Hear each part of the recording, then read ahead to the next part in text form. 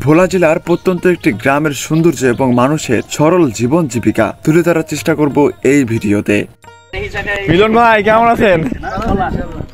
যে আপনি কলা আনছেন, কি কি কলা আনছেন? কাঁঠালি কলা আনছি, আনাজি কলা আনছি।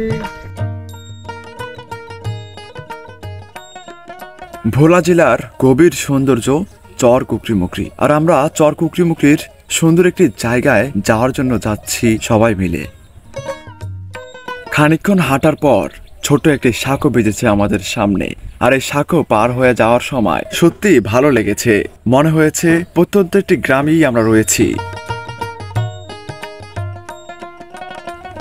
গ্রামে আসলে একটা জিনিস আপনি বেশি দেখতে পাবেন, গ্রামের হাঁস মুরগি, যা প্রকৃতির মাঝে খুব ভালো লাগে।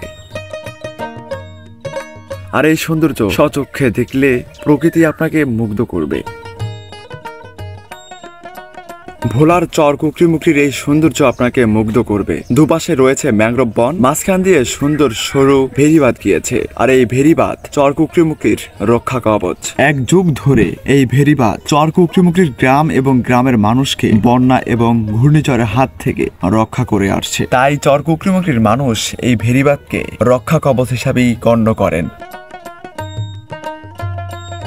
মিলন ভাই কেমন আছেন? যে আপনি কলা আনছেন, কি কি কলা আনছেন? কাঁঠালি কলা আনছি, আনাজি কলা আনছি। এগুলো কি করবেন, বিক্রি করবেন? কাঁঠালি কলারে বলেন কোনটারে? এটা বলে বাংলা কলা, কা বলে কাঁঠালি কলা। আচ্ছা, এটা বাংলা কলা। বাংলা কলা, কাঁঠালি কলা। কোন থেকে আনছেন এগুলো?